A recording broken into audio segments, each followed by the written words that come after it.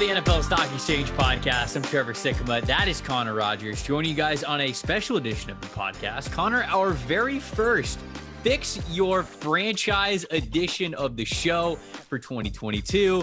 As it is, Matt Rhule has been fired from the Carolina Panthers, so we figured when could be a better time to fire up the series, something that we were, it feels bad to say looking forward to, even though it's a fun analytical thing that we do. I mean, a guy got fired, so it's a little bit of a let's have fun. I don't know. It's right. It's kind of a little bit of an odd way to segue into that, but this is a super deep dive that we're going to do for the Carolina Panthers, like we're going to do for every team whenever they have a coaching change. We'll go through why it happened, whether we think it was the right decision, kind of how we got to this point. We'll talk about potential head coach candidates that could replace them as we go on this show. We'll give a little bit of a roster overview, and then we will end every Fix Your Franchise episode with a mini mock draft, a team-centric mock draft. And even though it's early in the season, we're going to do that here for Carolina. So, Connor, how are we doing today, my friend?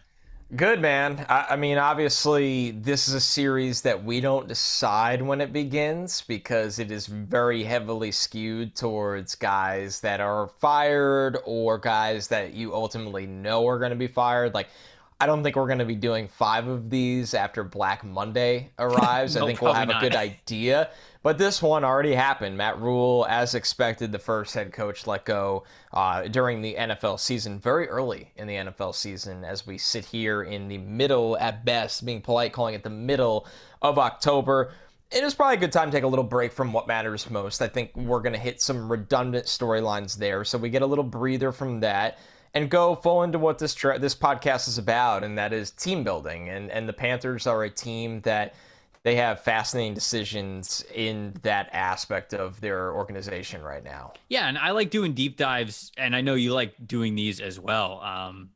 I'd rather do this than talk about treetops of results, and I know that we enjoy doing that every week because it's we get to keep tabs on the league. But as a draft podcast, especially, a lot of what we pride ourselves on are team building things, and there's going to be a lot of team building things that happen in Carolina. So if you're ready, we can just get this bad boy kicked off, and I'll start with you. I'll open up the floor to you just to ask, when you heard that Matt Rhule was fired, initial reactions. Did you think, whoa, that was early on in this season, didn't think it was going to be this early? Or did you think, shoot, about time, should have been making this move? What'd you think of the initial decision and then the timing of it with Matt Rhule? Well, when he started to rocket up the odds boards of being the first head coach fired, I did ask myself, are they in a position that they have people that are capable of guiding this franchise for quite a few months? That's really the first thing that an owner tries to gather when making this decision this early in the year, because you do have a roster of players that you are responsible for, and you owe them guidance throughout the season where you're not putting them in the tank either. And the Panthers are a franchise that, under this owner and under this GM, have selected some franchise cornerstones that they need to guide and develop and make sure they are right for the rest of the year, so they're right for the next half decade. Now, they were able to answer this question because they do believe they have adequate people to guide the franchise the rest of the time. And most importantly, Trevor, send up the message to the rest of the league that this is an open job. They have an owner that is heavily involved in David Tepper, who we know all about his money. According to Forbes, he is worth $18.5 billion. That is an absolutely insane net worth. But the NFL, it doesn't always matter how much money you have. Does it help? Yes. But with the salary cap restraints, and let's be real, Tepper came out and gave Matt Rhule a ton of money, and it didn't work. So now the door is open where, they can spend a lot of time researching without doing it behind Matt Rhule's back, who the adequate candidates are going to be, behind closed doors and under the radar, a lot of gauging through agents of what guys would be interested in going to this franchise, under what conditions would they be interested in that. So I think it was the right move for Carolina. It was time, and this is a pivotal couple of months for them now that they have to get the next one right. Yeah. When you look at this situation. All right, well, I guess we should take it back to the beginning and give some full context on Rhule, and then we can kind of break down a lot of what did not go right. And like you said, I agree wholeheartedly. I think the decision should have been made to move on from him. Shoot, I would have been there before this past offseason. I really would have. It's kind of a little bit unfair when you sign a guy to a 7-year contract and then 2 years into it, you move on from him. But it didn't seem like Carolina was going in the right direction. And so instead, you're here barely 3 years into a 7-year deal, and you're getting rid of him regardless. So I wasn't sure that things were going to get better in Carolina. I felt like they were going to fire him eventually because it just didn't look like the pieces were going to be any different. They didn't have a quarterback in place, which I know we'll get to in length here in this podcast, but it was time. It really was time. And I agree with you. You can't really sit here and just say, yeah, we're just going to accept this in Carolina. Like, this is what we're going to do. You got to move on from it. David Tepper said in his press conference after the Matt Rhule firing that he reached a tipping point. And I think the tipping point was simply the fact that apathy was setting in. Like, Carolina Panthers fans were about to completely check out. That was about to be the most empty stadium in the NFL if it kept moving. And shoot, it might even be going throughout this year, but at least this tells you that's not going to be forever. And it's going to immediately change whenever they can make those changes. So you mentioned it. Matt Rhule signed a 7-year deal, $62 million coming from Baylor, coming from college football. They ended up paying his buyout to get him as well, which seemed like a massive contract for a guy that was not proven in the NFL. That was kind of where I wanted to start this conversation, is the contract that he was given, that 7-year deal. They still owe him $40 million on this contract, Connor. It's wild. I tweeted out the Ed Ogeron clip of, hey, that $40 million still guaranteed. Okay, what time you want me out? What door you want me to walk out of, basically. And so that's where Matt Rhule certainly was with as much money as he had on this contract. And look, David Tepper is a risk-taking owner. He has said this himself. He likes to take risks. But that contract right out of the gate always to me seemed like him saying, let me announce myself as an owner in the NFL. This is what I'm going to do. I'm going to put up the big bucks for these head coaches, because for as much as it was nice what Matt Rhule was able to do at the college level, all right, you remember what he was able to do at Temple. They went 2-10 his first year back in 2013. Ended up winning double digits back-to-back in 2015, 2016. So just 2 years after that, absolutely turned around that program. He took over Baylor after Art Briles was suspended and then fired for all the sexual assault allegations that happened at Baylor. So that program was truly an absolute dumpster fire. They won one game in Matt Rhule's first year there. And then 2 years later, they're in the Sugar Bowl winning 11 games and competing for the top of that division. So I think David Tepper liked the fact that he was this program builder. Great program builder, culture builder. But dude, 7 years, $62 million? I would be very curious what other franchises were truly in the running for Matt Rhule at that point. What an agent Matt Rhule has. And I didn't look this up for the contract, so I don't know who his agent is, but like, unbelievable job there by them to have that kind of an argument, to get that kind of guaranteed length in the contract, because he had not proven anything. And it did not go well. We've all known the stats at this point. He was 11-27 before he got fired, so nothing even close to a 500 record. 1-4 this year, which is why you make this change right now. Panthers 1-27 when allowing 17 points or more, including 25 losses in a row when that was the case. It was too much, Connor. It was too much at that point. I never really understood why they gave Matt Rhule as much money as they did. Even if you liked what he was able to do in college, going to the NFL, even if you had faith in it, which they clearly did. That much of a deal, that much of a guarantee, and we'll get to this in a second, but dude, he had full roster control in his contract. In his contract, he had full last say roster control of everything that went on. Trades, draft, final 53-man roster, who was active on game day, was all Matt Rhule. This guy hadn't done anything in the NFL. That is the crazy part to me when we tell the Matt Rhule story, how that is how it began in Carolina, with that much guaranteed faith in what he was doing. Yeah, and he could thank, honestly, the New York Giants for all of that. I had to go back and look this up before we did the show, Trevor, but obviously Rhule was an assistant coach with the Giants, I think about a decade ago, and Rhule's a guy that's from New York. That's a big part of his background, his story.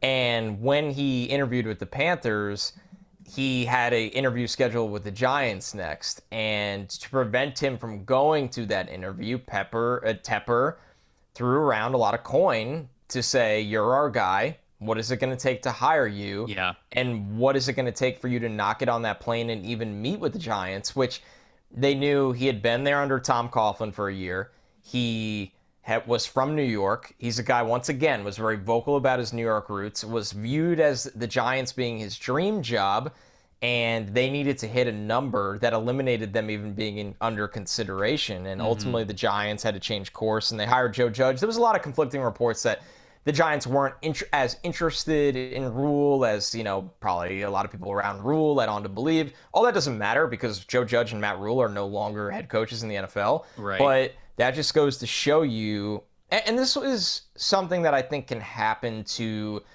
guys with unlimited money that are new to being owners in sports that don't really understand anybody saying no to them when there's a job on the line. And I say this as somebody who has covered the Mets in the Steve, and I've really enjoyed the difference from the Wilpons going to Cohen because of his money. And we've seen Cohen operate under negotiations like hiring Max Scherzer and getting to the point where guys can't walk away. In the NFL, it can be a little bit more dangerous because you're working with the salary cap or you're working with a coaching market that is diabolical at times. Like when you look at coaching markets in the NHL and the NBA and the MLB, it's very modest, Trevor. The coaching market, and there are coaching specific agents in football. They only rep coaches. They control all these things like a chessboard, and they pit owners and teams and everybody against each other. And that is not making excuses for them, but that is how you end up with the outcome of Matt Rhule getting an unprecedented deal for a guy coming from Baylor to the NFL. Yeah, and I also do think, to piggyback off of what you were saying a little bit with Tepper flexing, I think that's what this ended up being. Tepper in his post firing of Matt Rhule press conference. I don't know what to call that. Should I just call it press conference? I guess you just could call it press conference moving forward. But yeah. I'm trying to specify his press conference immediately following firing Matt Rhule. He said that he was humble enough to know that he hasn't handled things exactly the right way since becoming an owner. And I really do think that when this guy came on, obviously buys the team for Jerry Richardson. He was a minority owner for the Pittsburgh Steelers for a while before then. So he was kind of itching to have full control instead of just minority control over team. He gets control of a team, and he wants to be an active owner. He does. And so I think that he took this process very seriously. At the time, I believe it was Marty Herney, the longtime director of player personnel or football ops, who was also then the general manager after Dave Gettleman left. He didn't have a GM to hire. And so instead he was going through this process with Herney. It's not like I didn't think that he was going to fire Herney right away, but it felt like, okay, maybe that was an inevitable thing. He wasn't the guy. Yeah. You get into a situation with Matt Rhule, and I genuinely think that there was all this talk about Tepper. He's coming to Carolina. Like, this is going to be exciting. And he's like, yeah, look at me. I got all this money. I got all this control. I got this power over this franchise. And to your point, you talked about there being a salary cap on players and necessarily what you could do with players. There's no salary cap on head coaches. So if you're an owner, you can flex however you want on a head coach. It doesn't matter. It doesn't hurt anybody but you. And I think he was truly wanting to, how he got his money is truly him being a risk taker. That's how he got to the point where having the net worth that he does. And I think he saw this opportunity again to say, this is my identity. This is what Carolina is all about. We're going to go all in on guys. We're not going to be afraid to spend money. I'm not going to be a cheapo about this. And where fans loved it at the time, right? Fans love how could they not? You feel like the big dog. Yeah. Right. You never want to be that team that is going to lose because the ownership won't allow you to be competitive because they're not going to be competitive with their wallet. No fan wants to be a part of that. And I think Tepper was trying to make a statement that that's not going to be Carolina. Unfortunately, clearly looked over a lot of things, one of which being NFL experience and really being able to set up an NFL team. In that press conference, this is a quote from Tepper. He said, we have to figure out how to get a culture of winning here. This town, this team never had 2 winning seasons. So I don't think they've ever had a real culture of winning. That'll go into a little bit, I think, who we're going to bring up with potential head coaching candidates. But I think that was something that, what? I gotta read you something from his Wikipedia. I'm sorry, because you're on a very intelligent rant, and I'm interrupting it with just pure nonsense. Okay, what is it though? You need to hear this. Okay. Disclaimer for everybody out there: this is Wikipedia, but under his personal life section, there is a part that says, and this is about Tepper. Yes. He told an interviewer in 2010 that sometimes, in quotes, if someone is an asshole, like a waiter at a restaurant, I think, I could just buy this place and fire that guy. That's unbelievable. Who among us hasn't thought of that? To be that rich and your brain operates that way.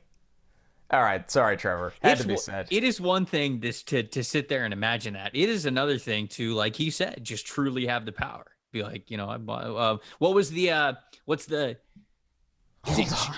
It gets better. Okay. Keep going.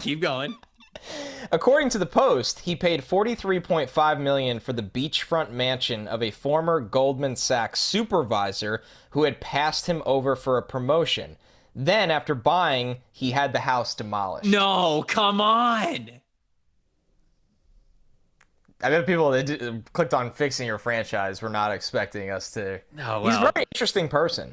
That's kind of where we're trying to get at here. But this is all context. This is genuinely context because David Tepper is going to be involved with who the next head coach is. And we're talking about how feels like rash of a decision it was to hire Matt Rhule to the contract that they did. Is this just in Tepper's DNA? Like, is this who he is going to be? I was just about to say, it reminds me of... He operates as like God. Like he's playing The Sims, basically. So this reminds me of, have you ever seen the movie Justice League?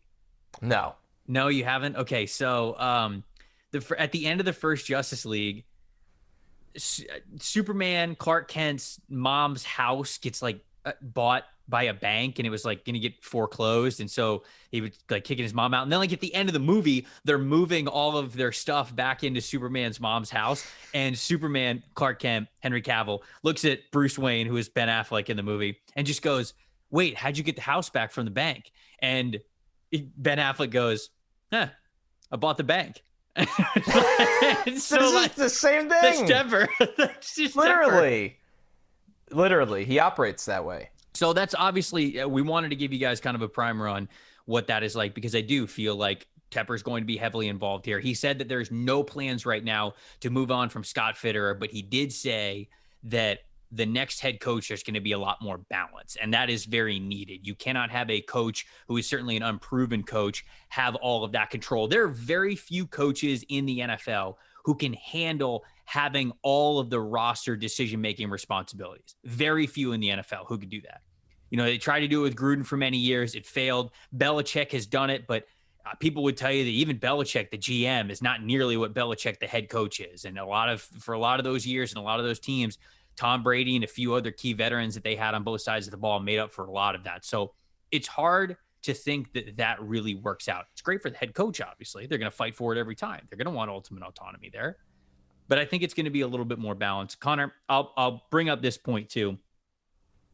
Ultimately, I think that Matt Rhule is gone, not only because he had that roster control and because the team was not performing the way that they needed to. They bargain shopped at quarterback for 3 years in a row. Yep. Now, I'm not going to sit here and say that they didn't try at any point to do better than getting Teddy Bridgewater in 2019, getting Sam Darnold in 2021, getting Baker Mayfield in 2022. But at the end of the day, that's what happened, right? If you go back to the timeline, they signed Bridgewater in free agency. And remember, Bridgewater is coming off of simply being a spot backup with the New Orleans Saints. They signed him to a 3-year, $63 million deal, which $21 million a year for a starting quarterback, Connor, is what? Bargain shopping. That is bargain shopping. Okay. So they did that with Bridgewater. A year later, they trade him because they trade for Sam Darnold, who you know very well was damaged goods coming from New York. They were trying to hit lightning in a bottle, and they gave a ton for him. And then this year, They go get Baker Mayfield. Throughout the entire time, in 2020, this is, I think, the biggest tipping point, the biggest learning spot that I have for the Panthers. In 2020, they had the 7th overall pick. You know who went 5th and 6th right before him? Tua Tagovailoa and Justin Herbert. There was no way that they were going to go up and get Joe Burrow. That was not going to happen. Sure. But there were teams that were ahead of the Dolphins and the Chargers that I think they could have probably done business with to go up there. But they didn't. And I think they didn't because they believed they would have time.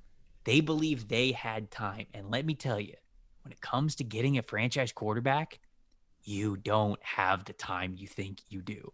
You're either aggressive and you go get one, or you're going to be fired.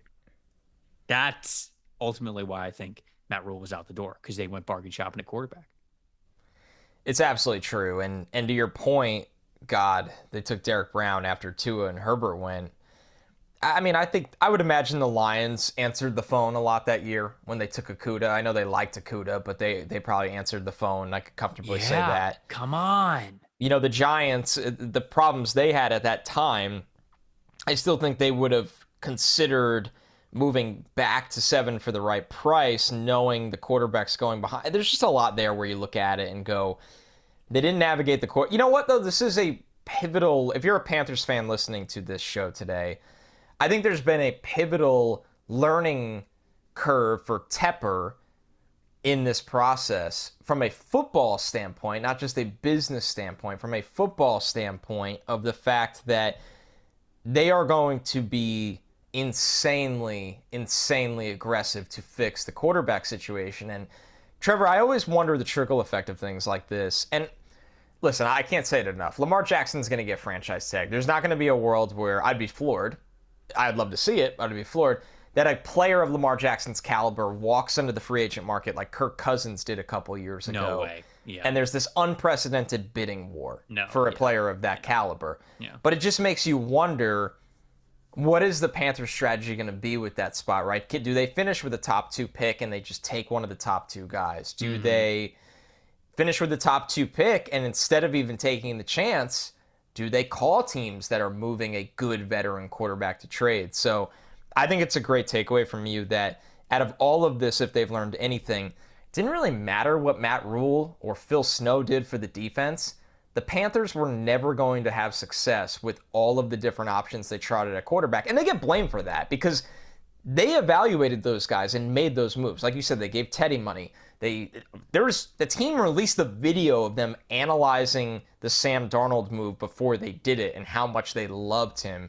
And then obviously one more swing with Baker. So I think that will be the biggest learning point from them in all of this. I agree. I was just about to say I'm a little shocked that they moved on from Phil Snow, but I'm really not. I mean, Phil Snow has been... He goes with Rhule. Matt Rhule is defensive coordinator going all the way back to 2013 at Temple. He's been with Matt Rhule the entire time. But I will say that if Phil Snow wants to stick around in the NFL, like if he doesn't end up being Rhule's DC wherever he goes, probably in college football next year or the year after, I think Phil Snow could coach the NFL, man. Absolutely. Frankie Louvu, Jeremy Chin, Hassan Reddick, J.C. Horn, Derek Brown. I mean, like all of those guys, Stephon Gilmore last year, all of these guys have played really well under Phil Snow. They were the number 6 team in the NFL last year in EPA per play allowed on defense, which is really, really good. And they were the 4th youngest roster in the NFL. Like he was coaching up talented players, no doubt about it, but like he was making those things work. And I think that he could still coach in the NFL if he wants to. Do you agree? I do. I think ultimately, here's the funny trickle effect here, and I know this doesn't have to do with the Panthers today. Trevor, I think Rhule's going to get a big-time college job. And Probably. Part of Rhule's thing is wherever he goes is, hey, you got to have money for my guys. Snow is guy number 1, and he's going to get his money and just go with Rhule and coach at the college level. And I would love to hear from Snow, what he thought of coaching NFL players versus coaching, college kids and developing them and throwing a lot of different things at college quarterbacks that confuse them. He's a great college defensive coordinator. So I agree he can coach at the NFL level, but I'd be really surprised to see him stay at the NFL level by personal choice. It's so different, the NFL and college football. And some coaches have the ability to be great at both. But it's rare that you find the guy that can really be great at both. College is so much more about, And funny enough, Sean Payton, who I figured we'll probably get to as maybe a candidate for the Panthers, he was talking today, which is Monday, on the Herd with Colin Cowherd, and Cowherd asked him, is the Carolina Panthers job attractive? And he said that it is. And then he kind of dove into Matt Rhule's situation, and he talked about how, like, in college, man, you're talking to recruits, you're talking to parents, you're talking to boosters, you're wearing a suit a lot, like you're just basically like the front man for this team. Whereas the NFL, you're just a coach. Like, you are just a coach. A lot of that managing of the team and that sales aspect of the job, that doesn't exist in the NFL. It doesn't have to. The NFL tells you, no, we'll handle all of that. You just coach the team. And I think a lot of what Matt Rhule brought to the table was that. He was a great salesman. He knew how to sell the team. He knew how to create a pitch. And when it came to throwing guys out there, I think that he had good coaches, clearly Phil Snow, around him, and he was able to succeed at Temple and Baylor. But that's why I do agree with you. I think that we're going to see Matt Rhule back in college with a pretty decent program. Hell, maybe it's even something like Nebraska, right? We've seen them open up already. And so maybe it's something like that. But I genuinely think that was a strength of Matt Rhule's coaching gig in college that just does not exist in the NFL. And that's tough then to succeed when you take away your biggest your biggest asset as a coach, I think. Is this a good time to transition to what they need to look for in a coach? Yeah, no, absolutely. Yeah, I would love to do that. There's a handful of candidates. A lot of people have already talked about in what could be the next head coach in Carolina. I'll let you have the floor first. You could pick or throw out whatever name that you want to first. You could throw out 1-2 names. I don't know if you want to ping pong back and forth. Yeah, let's ping pong it, to be fair. I don't want to come in and swoop up all the that's a part of the I don't want to give it away. I'll hold this for another show later on. I almost gave another show away. I don't want to do that. All right. I mean, Trevor, I think you know where I'm going to start here. For me, the top coaching candidate that also I want to keep in mind, I do think particularly fits the identity of what Carolina needs coming off of the Rhule failure, is a guy like DeMeco Ryans. And I bring up DeMeco Ryans for a lot of reasons. I've said a lot on the show. I think he is one of the best head coaching candidates across the NFL landscape. I thought he was kind of that way last year when he interviewed, and DeMeco ultimately, I think internally felt good about staying with San Francisco for another year. And I think that why I say that, besides of how highly I think of him as a coach and an individual, is that I think they need an NFL lifer. And I think when you look at teams, how they often operate, and I could say this from many, many years of covering the Jets, when they go from one thing failing, they start to skew towards the other end of that spectrum. And what I say by that is sometimes they'll have a player's coach, and then that fails, and they go with more of a hard-ass kind of coach that's a drill sergeant. And then when that runs its course, you go back to there's a lot of different balance. Mm-hmm. I look at DeMeco, and the difference of balance compared to Rhule is this is somebody that played at a high caliber in the NFL for 10 years. And then he, after 1 year of retirement, joins the Niners staff and has been on their defensive staff for now 5 years. This is his second year as the defensive coordinator. So you know that he has been so immersed in what the NFL has been for the last 15 plus years as a player, as a coach, and as a leader. And I think that Carolina needs a guy like that knows where the game is going, who has also been in a room with one of the best offensive staffs in football for quite some time. Remember, he's been with the Niners since 2017. When you're on the defensive staff, you learn a lot about what the offensive staff is doing as well. So he's going to understand what kind of offensive coordinator he needs to bring with him to set up that franchise for success. Because I know a lot of people listening to this are like, I don't want to hire a defensive guy. Quarterback's been our problem. Just hear me out here. I think they need somebody that's a leader, that can move Tepper aside just a little bit and handle the full football operation, and understand how to handle the 53-man roster throughout, because it felt like Rhule didn't fully have the best grasp of that. So DeMeco Ryans is name number one for me.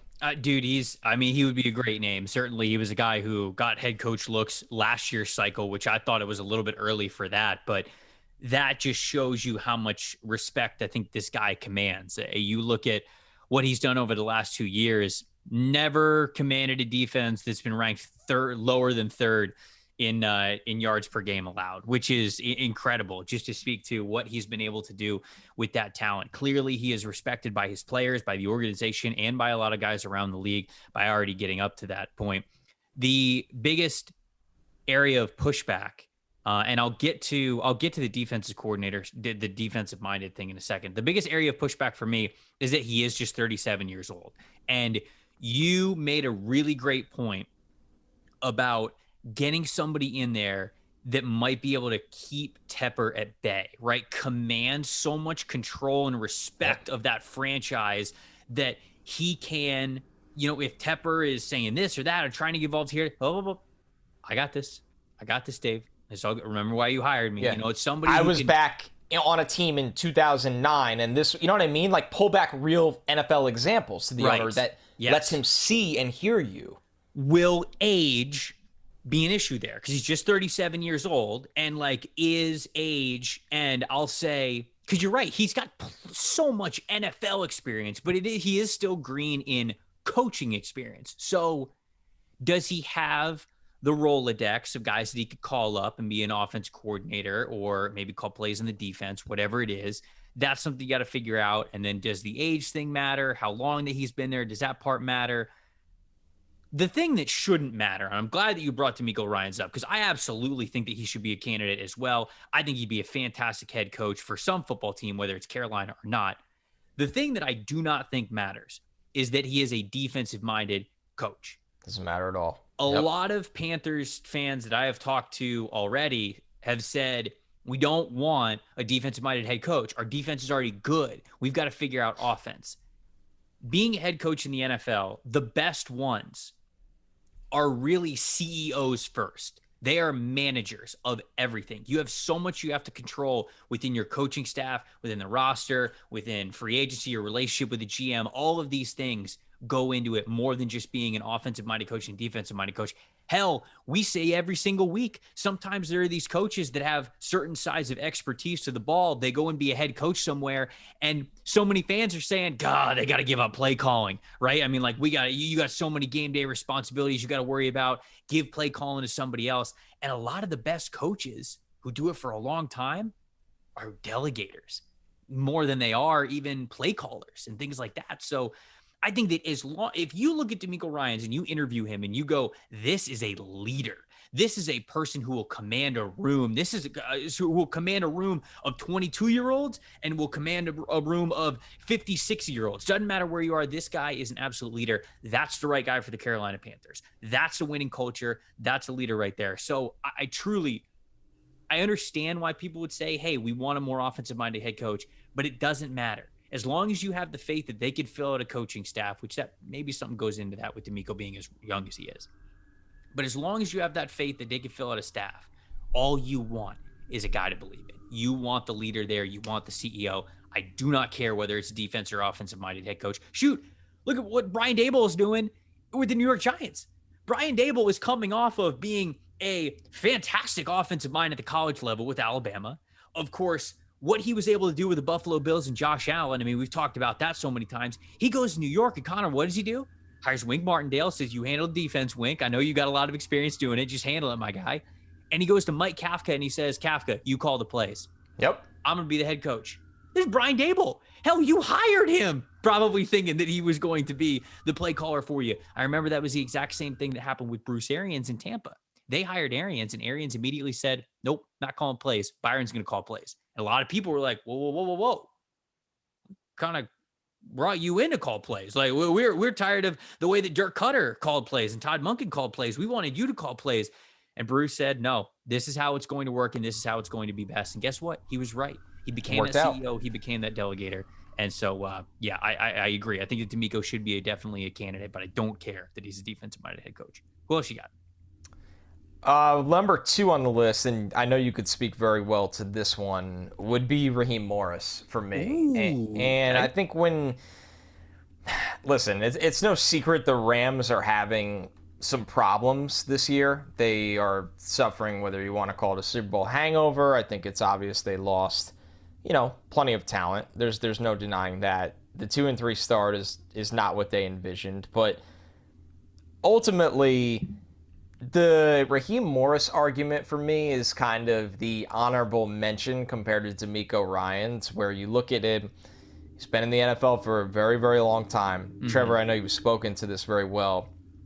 I think he's already learned a lot of shortcomings as a head coach that were not all on his shoulders, but he still had to endure his first go-around when he was 32 years old and was a head coach in this league. Yep. And I think the fact that he was Falcons pass game coordinator there and has all kinds of different staff experience around the NFL, I just look at him and think he's a guy that deserves another shot, that's learned a lot, that's seen a lot of the evolution of the new NFL. And if you're worried about giving a guy like DeMeco Ryans a shot because you're worried about the age and the first-time head coaching kind of thing, you don't want to go down that road again. You could look at Raheem and make the argument and say, okay, he's done it before. He has a wealth of knowledge, all of this experience, and we think we're going to build an infrastructure for him to succeed here that he did not have his first time when he got the shot in Tampa. Dude, he's got a well-rounded resume at this point. And I'm glad you brought that up because that is a really good point. He got screwed when he was named the head coach of Tampa when he was just 32 years old. He went from being a defensive backs coach to the head coach of the organization. And the reason why they gave him that jump is essentially because ownership was like, hey, you want to be the head coach? He's like, sure. And it was like he was like a scapegoat. Ownership wasn't going to spend any money for the next 3 years. Mark Dominic wasn't going to spend any money as a general manager for the next 3 years. And Raheem Morris was going to have to make chicken salad out of chicken shit, basically, for the next 3 years that he was the head coach. And it eventually came back to bite him because it was a setup that was doomed to fail. They were tired of spending money when John Gruden was there for the last, whatever it was, 8 years or however long Gruden was there. So he was a scapegoat, and he was basically just a journeyman head coach that they elevated probably before he was ready. And you said it, and Raheem has said it himself. He's learned so much since then. He's been on both sides of the ball since then. He went back to being a defensive backs coach after that. But then when he went to the Atlanta Falcons as an assistant head coach, he was the pass game coordinator. He was the wide receivers coach at one point. Then he was also the defensive coordinator, became the interim head coach at one point before now being the DC for the Los Angeles Rams, playing it at the highest level. And he's a Super Bowl winning defensive coordinator. So I think that his resume is right there as well. Much older, much more experienced, now 46 years old. So it's a lot of time between then and when he was just 32, 33, taking over as a head coach. So I think that's a really good choice as well. Man, one more I'll throw on here because we have to do it, right? We have to have the conversation. This would not be my choice over the other two guys I mentioned, but it's going to be pretty hot talking point for a while because of Tepper's financial power and his unlimited resources where he isn't salary capped. Is this a job that Sean Payton there it is, baby. nibbles? Does he now? It's so fun. We've heard so much about Payton and the Cowboys or whatever. Every big market job that could be available, and obviously Dallas. I'm not looking at them at all right now in that regard, but the way they've won with Cooper Rush. Yeah. Is this a conversation when you look at Tepper as a guy, as we have clearly outlined for everybody on the podcast, he likes to show people that he can get his way with his financial muscle.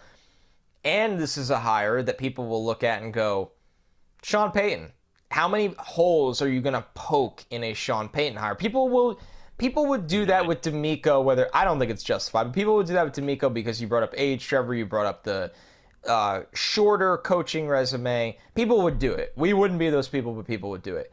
Raheem, that's a trickier one because of how long he's been in the NFL and the success he's had as an assistant. Sean Payton, Tepper's a guy, if you watch that presser today, he doesn't really enjoy the media challenging his shortcomings as ownership. If he's a guy that's looking to make a hire that won't really raise any questions until it ultimately fails, he'd open up the checkbook for Sean Payton. It's a matter of Sean Payton, one, wants to coach again. We all believe he does. 2, If he would go to the Panthers, think about that, the division implications. Mm-hmm. And 3, of course, if Payton believes in the potential roster infrastructure that they could set up depending on their draft or financial capital. I think the number one reason why you fire Matt Rhule when you do right now is because of Sean Payton. Because you could talk to him. That's what I think. I think that Wow. that the reason why you fire Matt Rhule when you do right now is because of Sean Payton. The reason why? You could talk to him right now. You have full reign. You're the only team in the NFL that's really has that ability as the one job that is open. Do the Saints still have any contractual rights over him? I truly asked that. Do they because of retirement? I'm not sure. When I was thinking of hedge coaching candidates, and I can keep going while you're saying this, if that's the case, right? We looked at Sean Payton. We were like, oh, Sean Payton, he's going to sit there and he's going to wait for the Cowboys job. Oh, the Cowboys are going to be disappointing again this upcoming season. They're going to move on from Mike McCarthy because if Sean Payton really wants to coach again, Jerry Jones is going to make it happen in Dallas if both sides really want it. Dallas sitting there at 4-1. They're sitting there 4-1 with Cooper Rush at quarterback. So ain't nobody jumping to fire Mike McCarthy. Do you have it? Do you have he's under contract through 2024, which means they would a team would need to send compensation to the Saints for his rights. Right, but can they talk to him? I'm assuming they would have to clear that with the Saints. Okay. All right. Well, let me that gets a little bit trickier because it's a divisional opponent, right? It's Carolina, so the Saints could very well tell him to F off. But being very real here, as two people on this podcast that have had late night beverages in Indy when free agency starts, even though free agency doesn't start. Yes. There are many channels that no matter what you hear or think, that these conversations always find a way to happen. Right, and that's true. And I really do think that Sean Payton's the number one candidate in Carolina. I do, just from listening to what David Tepper said, what he is emphasizing for this next head coaching hire. The only area that I push back on is that balance between general manager and head coach. I don't know if Sean Payton is going to want that entirely. He'll probably want a lot more control than other head coaches were, but setting up a winning culture, getting a guy who knows a winning identity, understanding how to win in the NFL, Sean Payton. It's all right there for them. That to me is probably who Tepper would go after number one right now. And contract situation aside, whether they have to clear it with the New Orleans Saints or what's going on there, because he did retire and I did forget about that. I honestly felt like with the Cowboys sitting there at 4-1 with nobody talking about Mike McCarthy being fired, I figured that Sean Payton's probably like, let me open up my options. And if Carolina is the first one to get in his ear and Carolina is the first one to figure out what he wants, what they need to do to make this happen, how they can make it happen over the next couple of months, to me, that totally makes sense because Sean Payton also is somebody who figured out quarterback while he was in New Orleans. Now, it was Drew Brees. He was a Hall of Famer, but they took a chance on him because they were able to evaluate him where he was, and they got him instead of Miami. So I think that all of those things go into it, probably why Tepper loves him. I'll also add another veteran coach, kind of in the same boat. Dan Quinn, defense coordinator with Dallas Cowboys. Yep. Dan Quinn had an interview with the Denver Broncos, and I was shocked that the Denver Broncos did not hire Dan Quinn as a head coach. Now, I think Quinn backed out of that. And he got courted and walked away. And I wonder if that was, again, a situation where Dan Quinn went, let me be DC of Dallas one more year. And if Mike McCarthy doesn't have a great year, I'm sitting in the wings. I'm taking over as interim head coach. I'm a fast track guy to keep that job. And then all of a sudden, he's a head coach again with a team that he knows and having a lot of experience there. Dan Quinn is another guy who I understand things did not end in Atlanta the way that they wanted to, but he has been to the mountaintop, if you will. He has been to a Super Bowl. He has coached successful teams. And I'll tell you, players love Dan Quinn. Even I had a couple of buddies who worked for the Atlanta Falcons. Even those 2 years that they went 7-1, even the terrible starts that they had to both of those seasons in which they went 7-9, the players did not give up on this dude at all. They fought for this dude till the very end, and that's the kind of identity he has as a head coach that, again, I think that Tepper would love to establish in Carolina. So I think those are two veterans. If you're not going to some of the younger guys, those are two veterans that make sense. I also think that Jim Caldwell makes sense, but for whatever reason, the NFL has just been out on Jim Caldwell since, I don't know, he was the most successful Lions head coach of the last 20-ish years. It is strange. Very strange. But those are the two, or those are the three, I would say, veteran coaches that came to my mind when it came to potential guys who aren't that like next man up, new prodigy coach that I think could make a lot of sense in Carolina. No, it all makes sense. And when we do Fixing Your Franchise, you'll hear repeat names because we are going to outline the coaching cycle. But why the Panthers was so extensive is that, I mean, this is the first one, and we're trying to introduce you guys to, hey, you're going to hear about these names a lot. And, man, it's crazy. When you brought up Jim Caldwell, it's just crazy to me. It's such a bizarre... 36-28, 3 winning seasons from 2014 to 2017. They fired him. It's crazy. They're the Lions. No offense, Lions fans. I don't mean any offense, but like, y'all haven't won, and then you had a winning coach, and then it was just, nope, that wasn't good enough for us. It's just even more strange how he's just hasn't been doing a lot since then. Nope. It's very odd. Very odd. Only two other guys that I wanted to bring to the table before we get into a little bit of roster talk and then get out of here. Get to a mock draft and then get out of here.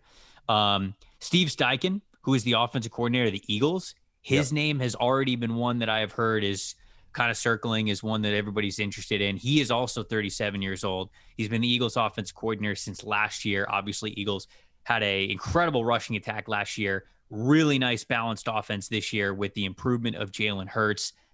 Steichen was with the Chargers since 2014, was the QB coach from 2016 to 2019, then the offensive coordinator from 2019 to 2020. I think a growth in that offense and how it's gone from simply a rushing attack to definitely building around Hurts and his improvement. A lot of people like Steve Steichen because of that. And then the other one is Ken Dorsey. Ken Dorsey, offensive coordinator of the Buffalo Bills, 41 years old. Miami's national championship quarterback, the University of Miami back in 2001. Bills pass game coordinator since 2019. But the connection here is that he was the Panthers quarterback coach from, I think, 2013 to 2017. So Cam Newton's MVP season, he was Cam Newton's quarterback coach. So he's been around in Carolina. He knows Carolina. I actually think that might work against him because Tepper might want somebody new, but he has that Carolina connection. So I just wanted to throw him out there too. I like that Ken is just transformed into looking like a mad scientist now whenever I see him. He's really adopted the I don't sleep anywhere but my office game planning. I am the destroyer of booths. So Ken Dorsey, everyone. Yeah, and he has the iconic clip where he just lost his shit. Yeah, it's amazing. On the Microsoft service. All right, great brand building. We'll get into some, of course, everything's brand building, baby. We'll get into the roster in a second. Got to talk to you guys about our friends over at No House Advantage. They're changing the game by offering the most dynamic fantasy sports platform available today. You play pick'em contests versus other people for a shot at winning $250K cold hard cash. Download the app, choose a contest, select your player props, and earn points for every correct pick.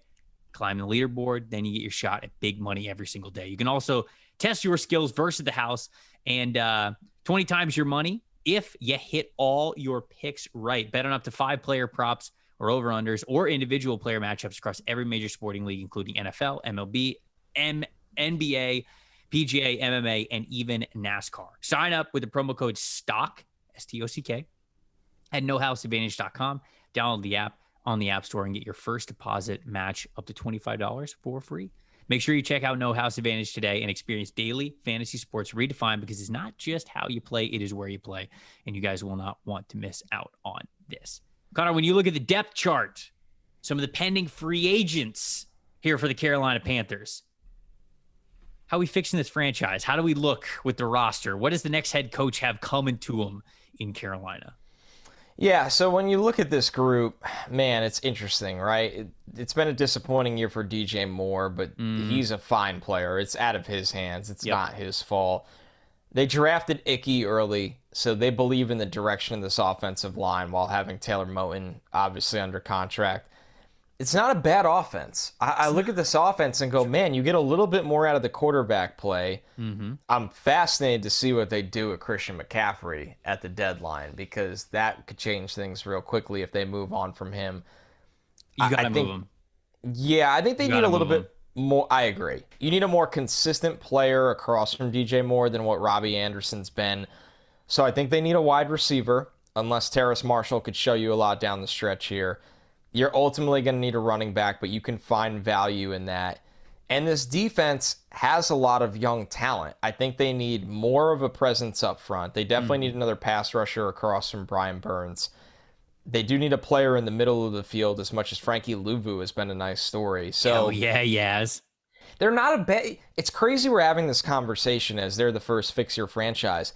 This is not the worst roster we're going to go over in the series. It's not even close, in my opinion. I think this team would look so different with better coaching and better quarterbacking that I don't know if I'm chopping up salaries here left and right, because I think once they are able to clear some expiring money and build some draft capital, there are some foundational pieces in play. Look, I think exactly what you said is why this is the first team that we're talking about a fixture franchise, because the roster is not bad and they suck. Like, Carolina sucks. So they're terrible. That's why we're talking about them first, because they're moving on from their head coach. Because why does this team stink so bad? It's just Rhule and the quarterback, man. Okay, 8th youngest roster in the NFL with an average age of 25.7. This has been one of the youngest rosters in the NFL for the last 3 years. The projection on the current roster puts them at 10th for 2023. Still one of the younger rosters in the NFL. Unfortunately for the Panthers and some of the free agent signings and decisions that Matt Rhule has made over the last 3 years, they have a projected cap for 2023 of negative $17.6 million. Not great. Normally when a team is very bad, that means they have a lot of money to spend because the roster is bad, but that is not the case in Carolina. They're in the negatives as of right now. They have some ways to get around that. I'll say that in a second. Key free agents, Baker Mayfield, Sam Darnold, both of them are going to be gone. Great, gone. Matt Ioannidis is also a free agent who has played well. Don't know if they're going to bring him back. I think that that's probably more of just a micro move more than a macro one. So if they bring him back, if they don't, it doesn't really move the needle too much. The big potential moves, I think, Connor, on this team, and I'm curious what you think about each of them. Shaq Thompson, their linebacker, longtime linebacker, turns 29 next year. He jumps from 13 mil on the cap to 24 million on the cap next season. That's a big hit. They can save 13 mil in cap space if he is cut next offseason. Robbie Anderson, almost the same way. He jumps from 10 million on the cap to 21 million on the cap. They save 12 mil if he is cut. So those, I think, both guys are gone. You've got 25 million in cap space that you can save with both of those guys being gone. So that would get you a little bit into the positive. The big domino, though, look, every team in the NFL, Jay Glazer obviously tweets out, okay, a lot of teams are going to be calling for all of the Panthers players. And then we all just sit here and fire off these tweets because we love the imagination about it. But DJ Moore is not going anywhere. I'd be so shocked if DJ Moore gets traded. I can't imagine Brian Burns getting traded. Brian Burns. Yeah, that one, when I saw that name float out there, I'm like, that one doesn't make sense. Brian Burns is so good. Ben Solak said this on Twitter. The only one who has a higher pressure rate than Brian Burns this season is Nick Bosa. Like, Brian Burns has 2 more years on his rookie contract left. If you move on from him, you are hitting a rebuild button that is then not going to be very attractive for the best head coaching candidates in the NFL. It doesn't matter what draft picks that you're getting back. For Brian Burns, you got to get like 2 first-round picks back just to make it worth it, and I don't think they're getting that. So I'd be shocked if they moved on from Brian Burns. The only one that I'd really think about is Christian McCaffrey, because McCaffrey's cap hit goes up to 19 million over the next 2 seasons. So next season and the season after that. And then it goes to 15 million. Unfortunately, time is now. Unfortunately, they don't save a ton if they move on from him. They only save $1 million in cap space. And then it doesn't get until 2023 where they really get to save money. They could save 8 million if they moved on from him then. But what you really got to do is you got to trade Christian McCaffrey. You got to trade the contract. You got to get him off the books, and you got to get that contract off. And you have to do so by not giving up any kind of draft pick with it, right? You can't go to a team and be like, oh, take on our massive contract running back, and we'll give you a little bit of a draft pick in return. That's a good point. They have to get something back in return. Now, McCaffrey to a contender would, I think, mean enough to where they don't have to do that. We've heard that the Buffalo Bills have already called out for Christian McCaffrey. So yeah, that was shot down while we were doing the show, but you know how that goes. Oh, was it? Oh yeah, sure. Oh yeah, no, we no, they didn't call. We love everybody on our we team. didn't call. Oh no, of course not. It's a worst kept secret that the Bills. Our phone doesn't even work. We don't want even a have star running back phones. for the Super Bowl push. Who's got a phone? You got a phone? Phones in this day and age? No. Who's got a phone? We call anybody. No, we're text. We text now. So yeah, no, I think that there's going to be plenty of teams that are going to be calling about McCaffrey. He's the one that I'm most curious for. But yeah, I agree with you. The roster's actually in a good place. Want to try to make it a little better here? We'll do the first 2 rounds. Sure. Yeah, we'll give you a mini mock draft here. So unfortunately, Connor said we'll do the first 2 rounds. Normally, when we do Fix Your Franchise, I think we're going to do 3 rounds for these teams. But Carolina doesn't have a third rounder. Right now, for 2023, Carolina only has a first-round pick, a second-round pick, a fourth-round pick, and a fifth-round pick. So not only they ain't got no money in cap space, they ain't got no draft picks either. They traded their third rounder as part of the Matt Corral trade to move up to go get him last draft. They traded a 6th-round pick for Stephon Gilmore last year, and they traded a 7th-rounder for Laviska Shenault earlier in this offseason. Didn't they trade for C.J. Henderson too? Like there was some kind of capital send. They did, but that probably was last year's. Yeah, so the Patriots own their 3rd rounder. So normally we will give you guys a little bit more on these. Today it's only the 1st and 2nd rounds. Blame Matt Rhule, not us. All right. I blame Matt Rhule for this whole episode, actually. It actually is his fault. So they, in this scenario, have the 1st overall pick, which is almost too easy on the show. Not of who they take. There is a conversation there. But what they take, it's a quarterback. The Panthers, with the number 1 overall pick here, take a quarterback. I lean where I left summer off, that it would be C.J. Stroud. He hasn't done anything to lose that QB1 spot in my eyes. But it will be fascinating to see them go through the process of what we are assuming is C.J. Stroud and Bryce Young. Trevor, are you on the same path, and do you lean a certain way? Yeah, I have to be, right? I mean, I have to be the quarterback spot. Like, unless you're getting real frisky about it, trying to use that 1st overall pick to, like, get Lamar Jackson. Yeah, we're not doing that yet. We're not at that point of the Lamar Jackson saga. Like if Baltimore really doesn't want to give him that massive contract, if they believe in a quarterback, I mean, that would just be a nightmare for Baltimore if that ended up happening. But, I think to myself in my head, like, if Justin Fields actually shows promise down the stretch, but Chicago's still terrible, Chicago's picking like 3rd or 4th, do you trade number 1 overall for Justin Fields? I don't think you could do that again because of the history. I'm just having. No, I know. But imagine if Carolina trades for another failed 1st-round quarterback. It would be bad. No, I don't. I do not think that they're going to do that again. So that was all to say things out loud to basically say, no, they can't do that. I think that they have to pick a quarterback at the top of this year's draft, whether it's at 1, 2, 3, wherever they are. I think it's C.J. Stroud or Bryce Young. I'll go C.J. for now. I'll say that CJ will probably wow a lot of NFL teams and just a lot of the fundamentals that we went over. I think Bryce Young certainly has so many intangibles that there's going to be GMs and owners and head coaches in the NFL that are just going to go, no. Bryce Young has what you can't teach. And there's going to be a lot of GMs that I think are in that camp. But of course, the measurables, not exactly ideal. I mean, the dude is 5'10", 185 pounds soaking wet. I mean, so it's not like he's this physical specimen where Stroud is more built as a quarterback. I think he's got a bigger of an arm.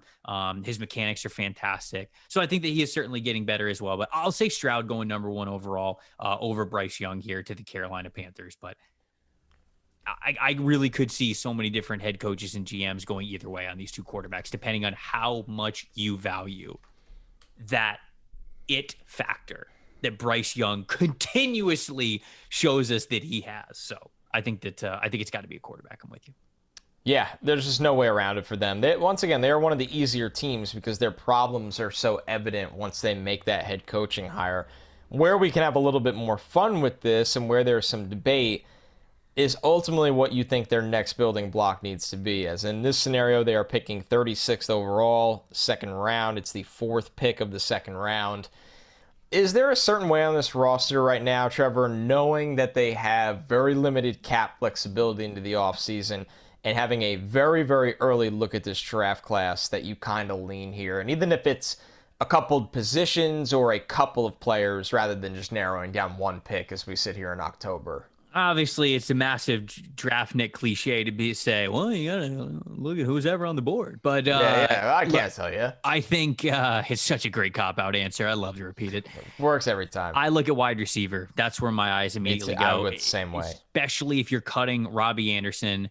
You've got DJ Moore and Shi Smith, I like as a nice wide receiver depth piece. Laviska Shenault, clearly not the player that we thought he was going to be when he was coming out of the 2021 NFL draft. Terrace Marshall's only played in one game this season. He barely plays. He was getting a little bit healthier, I think. But even then, man, I mean, he's barely played over the last couple of years. And this is a team that has needed playmakers. So if Terrace Marshall was lighting the world on fire in practice, I feel like he would have been out there because it's not like they could have been picky. It's not like they had that luxury. So you go into next season, if Robbie Anderson's off this team, you desperately have to get a playmaker. So what playmakers might be available at the top of the second round?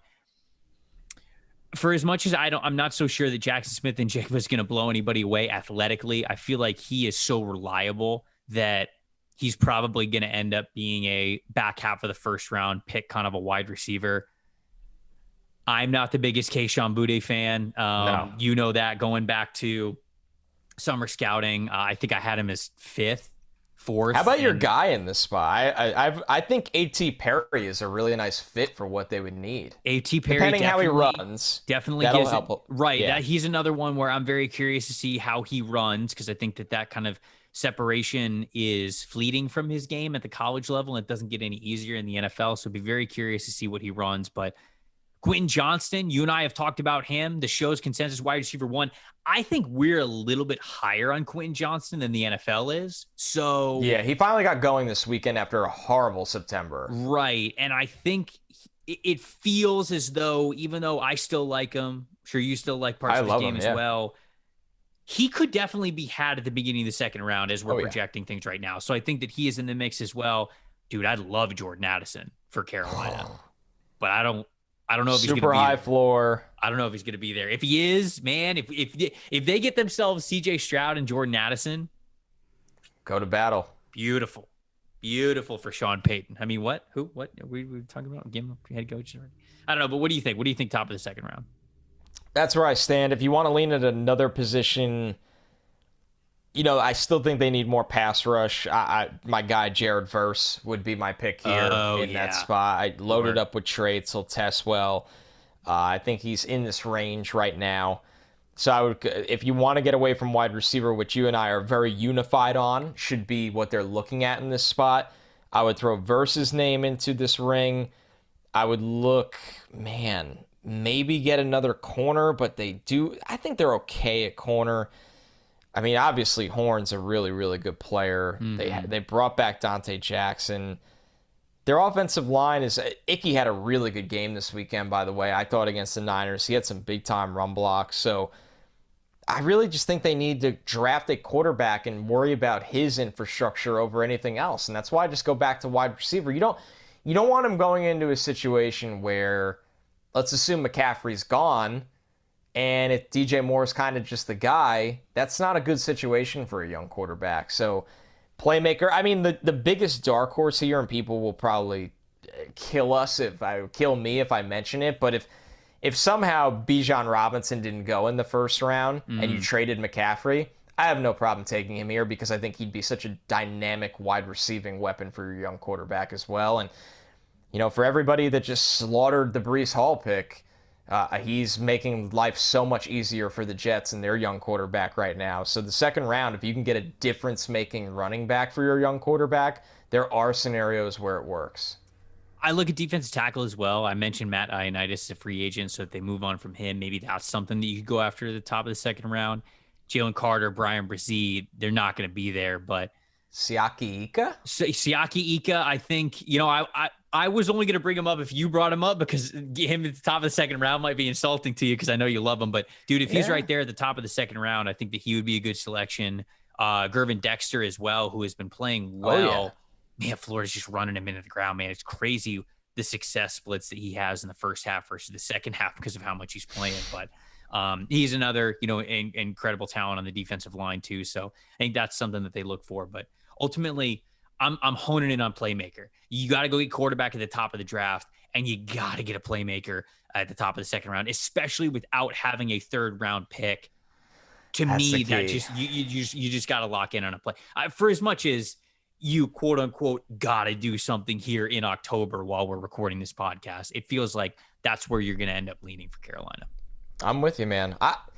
It's crazy to say, but this is one of those jobs where I think the pathway is kind of clear. Like, I think you got to get the head coaching hire right, and that's going to be really hard. I think this head coaching market is going to be very competitive. I think it's going to be not a deep pool of guys that you jump out of your skin for. We highlighted most of them.